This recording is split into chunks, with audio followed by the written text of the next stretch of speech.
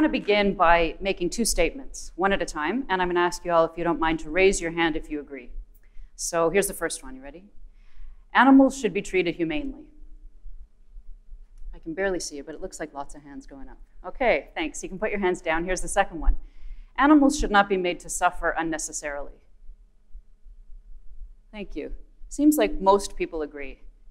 And I would bet that if I ventured outside and put those statements to passersby, I would likely find that most people out there agree too. It's not really surprising, is it? More than half of the households in North America have companion animals, and most of us are very upset when we hear the occasional story in the news about some horrible act that's been done to a dog or cat or other animal. And the law codifies this perspective, which is to say that virtually every jurisdiction in North America has laws that say animals should be treated humanely, animals should not be made to suffer unnecessarily. And those laws are useless. They do nothing, and they in no way protect animals from human-caused suffering in any meaningful way, I should say. So I thought what I would talk about is why that's the case, and why it's time to reevaluate our relationship with other animals, and the emerging field of animal rights law that is doing just that. So let's say that I wasn't really here because I cared about doing this talk, but because my child has a heart problem and is in need of a transplant to save her life. And I wanted access to a large group of people whom I could discreetly look over while I was doing this talk to see who among you looks nice and healthy and strong. And when this event ends, I were to kidnap one of you, whisk you away to a secret surgery where I could remove your heart to be donated to my child. It's nothing personal. You all seem very nice, but I don't love you as much as I love my child, and your heart is necessary for her survival. Would that be morally or legally justifiable? Certainly not. While you are using your heart, no other person can claim any moral or legal right to it, no matter how compelling the reason. Among legal equals, it's absurd to use the word necessary in this context, and we just don't do it. But it's different when it comes to animals. When we see that laws protect animals from unnecessary suffering, they seem superficially impressive, but it doesn't take long, and you don't have to be a lawyer to figure out that if the law prohibits causing unnecessary suffering, it creates a corollary, meaning it permits us to cause necessary suffering. What is necessary suffering? Well, we write the laws, we enforce the laws, we interpret them. Turns out it's necessary for an animal to suffer whenever we say so. So our laws prohibit gratuitous suffering, the kind that's caused sheerly by what we might call wicked intent. But as soon as there's a human purpose, and really almost any purpose will do, that suffering is necessary and protected.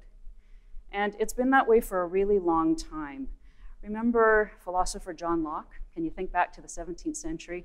So he conceived of the notions of property that are now central to our legal system, in part because he was trying to find a way to allocate competing human interests in animals and other natural resources in a principled way. And of course, back then, nobody thought of animal interests as one of those principles to consider.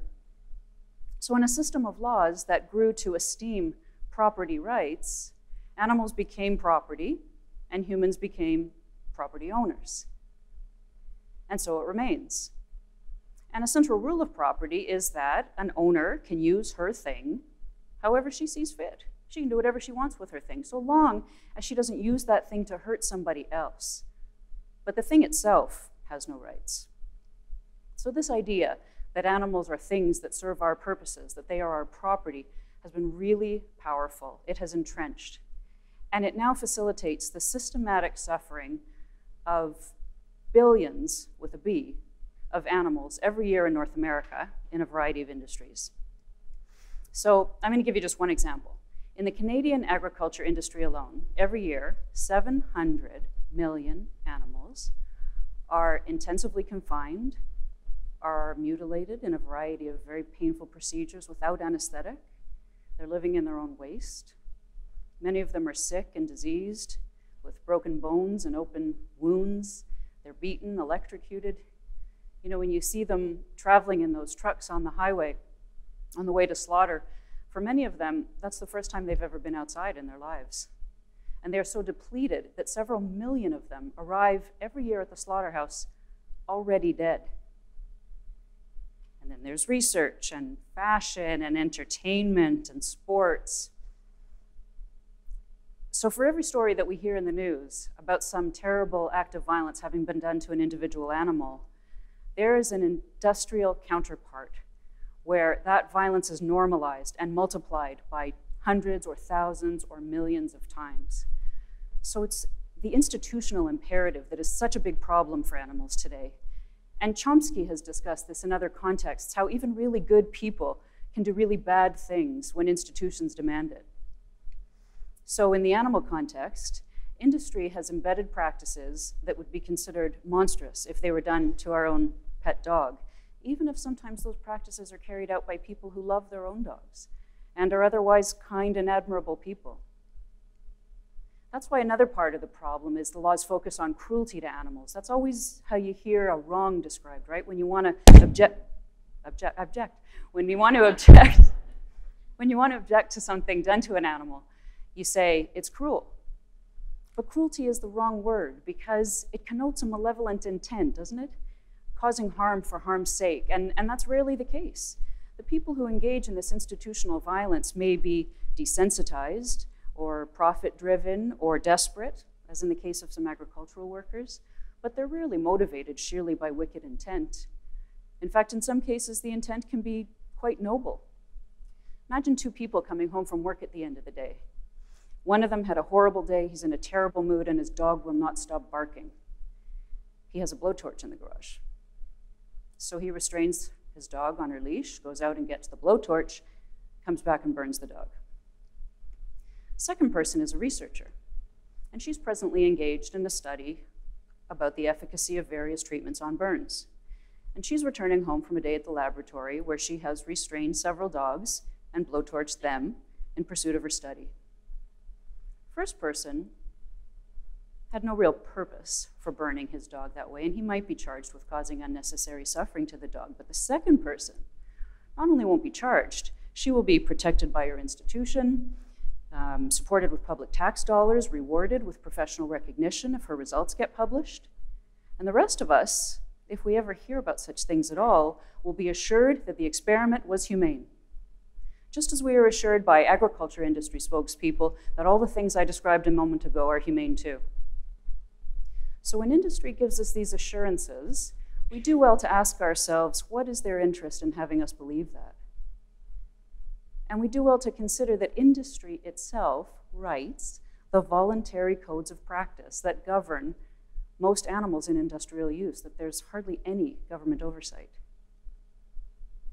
You know, I became involved in animal rights when I came across an image that disturbed me. And you know how it is once you see things, there's no unseeing them. So I felt compelled to learn more, and I learned how a cow becomes a steak, and how an elephant becomes a circus performer, and how a coyote becomes the trim on the hood of a coat. Those images are not offered to us, and those responsible for them go to great lengths to keep them from us, but they are there for the finding. And unless humane means horrible and profitable, there is nothing humane in those images. And nor are those images the result of a few rotten apples, which is the next assurance industry gives us on the occasions when their practices are exposed. It's the normal, routine practices of exploitation that are rotten. So this has all been very bleak, but hang in, because this brings us to the new dimensions part of this talk. You see, we don't treat animals badly because they're property. We classify animals as property so that we can treat them badly. We don't have to. We can do better. We can classify them differently. And the moral imperative to do so has been pressing for 150 years, since Darwin revolutionized our understanding about our place in the animal world with his theory of evolution. Darwin explained that you are all a bunch of animals, right? We are all animals, more or less closely related to one another by virtue of our descent from different ancestors, or from common ancestors, and that animals differ from one another in degree, but not in kind. And this was revolutionary because we've traditionally justified the differential treatment that we give to animals on the basis of some assumed categorical differences between us and them, right? They don't think, they don't feel, they don't communicate. But Darwin discredited those assumptions And they've been discredited much further still by various branches of natural science and applied science in the 15 decades since. And our laws have lost their factual premise. So the moral implications of this evolution revolution have taken a long time to sink in, but no serious thinker disputes anymore that animals think and feel and communicate, that they are the subjects of a life. We're starting to appreciate that animal life is much more like a web than the pyramid we've been used to drawing, that they are literally our kin. Now, there are differences between humans and other animals, of course, just as there are differences between humans, right? We have this notion of human equality, but that's not because we're actually equal in our capacities or abilities. Think about it. Some people are taller than others. Some people are more intelligent. Some people have nicer dispositions. We have different genders and disabilities and religions. Some people can compose operas. Some can't sing a note. Some can win Olympic medals in hockey. Some can't skate. So we have many differences, but we have decided that none of those differences is morally relevant when it comes to protecting our fundamental interests, like our interests in living our own lives and not being hurt for somebody else's purpose. In another talk, we might explore whether human rights operate more in theory than in practice, but at least we are working on it. We are working on it, and that's where animal rights theory comes along. It asks us to confront this question. What are the morally relevant differences between humans and other animals that make it acceptable for us to hurt them in ways that would never be acceptable to hurt one another? So as we wrestle with this question, the lack of a comfortable answer is propelling the development of animal rights law, where we try to generate legal rights for animals by eroding their property status. You can think of a right as a barrier that exists between you and everybody who stands to benefit by hurting you or exploiting you. It's what stands between me and you and stops me from taking your heart for someone I love more. So in animal rights law, we're not trying to extend human rights to animals, as you sometimes hear, right? Nobody thinks animals should have the right to vote or get married or have a good education. It's really about establishing the right to have their fundamental interests respected when we consider taking actions that will affect them. And that could mean changing their status from property to legal person. And if it seems strange to think of an animal as a legal person, consider that a whole array of inanimate constructs, corporations, churches, trusts, municipalities, are all legal persons, in that they have legally protected interests and they can go to court and advance them. And animals are the only sentient beings who aren't. So it's a long road to peaceful coexistence between humans and other animals.